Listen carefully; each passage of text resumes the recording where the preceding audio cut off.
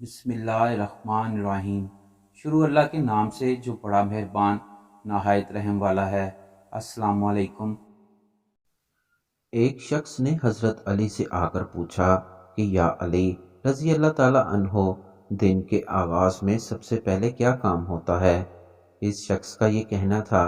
کہ علی رضی اللہ تعالیٰ عنہ نے کہا کہ دن کا آغاز دو فرشتوں سے ہوتا ہے۔ ایک فرشتہ گھر گھر جا کر دعا کرتا ہے اور دوسرا فرشتہ گھر گھر جا کر التجا کرتا ہے۔ وہ شخص کہنے لگا، یا علی، کس بات کے لیے فرشتہ دعا کرتا ہے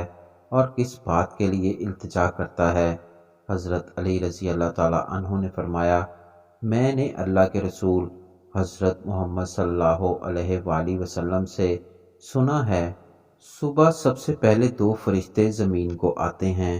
اور گھر گھر جا کر دیکھتے ہیں کہ جس گھر میں کوئی ایسا بندہ ہوتا ہے جو اللہ کی مخلوق پر خرچ کرتا ہے، اپنے عزیز و اقارب پر خرچ کرتا ہے، پھر اپنے گھر والوں کی ضرورتوں کو پورا کرنا اپنا فرض سمجھتا ہے، تو ایک فرشتہ اللہ کی بارگاہ میں دعا کرتا ہے کہ اے اللہ، اس کے ہاتھ کو کبھی تنگ نہ کرنا، اس کی نعمتوں کو بڑھاتے رہنا تاکہ یہ ایسے ہی اپنے عزیز و اقارب اور گھر والوں پر خرچ کرتا رہے۔ اور دوسرا فرشتہ ڈھونڈتا ہے کہ گھر میں کوئی ایسا فرد تو نہیں جو اپنے مال کو اپنے عزیز و اقارب اور گھر والوں سے چھپا کر رکھتا ہے، وہ اللہ کی مخلوقات پر خرچ نہیں کرتا۔ یاد رکھنا، جب وہ کسی ایسے انسان کو دیکھتا ہے جو اپنے مال کو ذخیرہ کر کے انسانوں سے چھپا کے رکھتا ہے، تو وہ فرشتہ اللہ کے دربار میں دعا کرتا ہے، اے اللہ، اس بندے سے اس کی دولت کا سخت حساب لینا اور اس بندے کو دنیاوی دولت سے محروم کر دے، کیونکہ یہ اپنی دولت تیرے بندوں پر خرچ نہیں کرتا،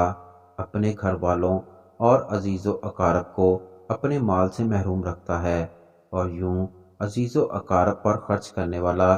دنیا میں فروانی اور آخرت میں عظیم اجر پاتا ہے، اور جو اپنے عزیز و اقارب پر خرچ نہیں کرتا، خود دنیا میں رسوائی اور آخرت میں سخت عذاب دیکھتا ہے۔ اللہ تعالی ہمیں اپنے دیے ہوئے مال سے اپنے گھر والوں اور عزیز و اقارب پر خرچ کرنے کی توفیق عطا فرمائے، آمین۔